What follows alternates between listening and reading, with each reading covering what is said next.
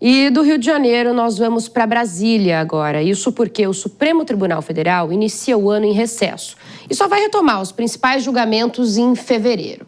A Rani Veloso, direto da capital federal, já volta aqui ao vivo com a gente, já aparece no telão, para contar para a gente quais os destaques da pauta da corte agora para os próximos meses, logo na volta do recesso. Rani. É isso, Beatriz. São muitos temas, alguns deles recorrentes e também de repercussão geral. No plenário do Supremo Tribunal Federal, os ministros devem julgar o tema do foro privilegiado. Quem tem direito, as ex-autoridades têm direito, é esse o tema que vai ser discutido. Inclusive, o relator do caso, Gilmar Mendes, já depositou o seu voto e votou a favor de que os casos retornem aos tribunais que começaram a ser julgados. O Supremo já mudou o entendimento várias vezes, inclusive no início do ano passado, fazendo com que o foro privilegiado seja estendido a ex-autoridades. A gente sabe que o foro é concedido para que essas ex-autoridades sejam julgadas por crimes comuns nos tribunais superiores. Também outro tema que vai ser levado ao plenário é o caso da uberização, o modelo de trabalho entre os motoristas e entregadores de aplicativo e as plataformas que têm aí o cadastro desses trabalhadores.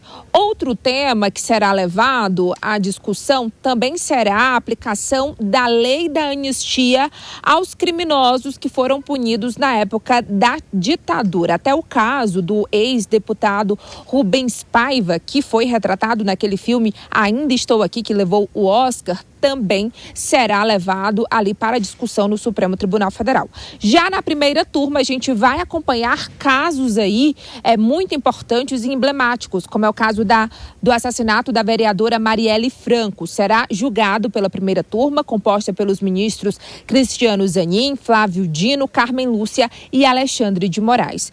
Um dos acusados de mandar matar Marielle é o ex-deputado federal Chiquinho Brazão, cassado por faltas. Também outro caso que vai ser levado, esse caso já em fevereiro, tá? O da Marielle Franco. E em março, entre os dias 10 e 11 de março, a gente vai acompanhar o julgamento de 2 deputados federais do PL do Maranhão e um deputado que está fora de exercício do PL de Sergipe. Os 3 são acusados de desvio de emendas parlamentares. Eles cobravam, de acordo com a denúncia apresentada, propina aos prefeitos para enviar recursos para a área da saúde.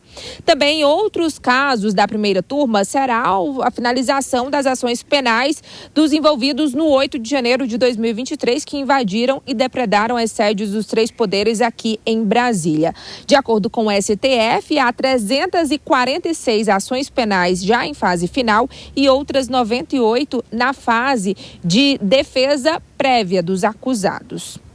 E para finalizar aqui de destaque, a gente também vai acompanhar o julgamento do ex-deputado federal Eduardo Bolsonaro, que permanece nos Estados Unidos e foi denunciado pela Procuradoria-Geral da República por tentar interferir no julgamento por tentativa de golpe que condenou o seu pai, Jair Bolsonaro. Então, esses são alguns dos destaques, Beatriz, mas tem muito mais coisa que vem por aí, inclusive a finalização dos julgamentos da própria trama golpista, né? Os núcleos 2, 3 e 4, que falta ainda, o STF ainda não publicou o acórdão dos julgamentos e depois disso as defesas podem apresentar os recursos, os chamados embargos de declaração. Volto com você. Perfeito, Rani. Ano movimentado. Então, a gente até já tem uma entrevista sobre esse assunto para a gente entender melhor os desdobramentos de todos esses destaques que a Rani colocou. É daqui a pouquinho. Agradeço a Rani pelas informações. Mas aí, Dora, tirando agora o pé do freio, pus e agora eu vou tirar, né? Para a gente falar do Supremo Tribunal Federal e do que esperar desse ano. Tem muita coisa, então, que vai mexer aí com a corte. A gente falava ontem, por exemplo, de código de conduta. A Rani trouxe outros destaques. O que já dá para a gente falar de mais importante, de que pode mais mexer assim com a sociedade, com a política nesse ano? Olha, é difícil a gente escolher um assunto. Eu prefiro falar do ponto de vista geral, do conceito, né? Que é esse protagonismo do Supremo Tribunal Federal. Eu morei 22 anos em Brasília, acompanhei de perto desde a Constituinte, a política, a movimentação dos três poderes. Eu nunca vi um protagonismo do Judiciário na figura do Supremo Tribunal Federal como a gente está vendo agora. Isso denota um certo desequilíbrio nos poderes, né? A gente mesmo essa semana fez uma entrevista com o professor Gustavo Sampaio, da UF, falando sobre isso, exatamente sobre o desequilíbrio dos poderes. E eu acho que esse protagonismo vai continuar. É um protagonismo que se dá para o bem e para o mal, né? Em 2025 a gente vê, de um lado, o Supremo Tribunal Federal condenou um ex-presidente, mas militares de alta patente, por tentativa de golpe. Foi a primeira ação golpista nesse país punida. Já tivemos várias desde o século XIX, a começar pelo golpe que inaugurou o início da República. Mas nunca tinha havido punições. Então, pela primeira vez, houve punições. Mas, de outro lado, o Supremo também termina o ano sob fortes críticas e também fortes suspeições.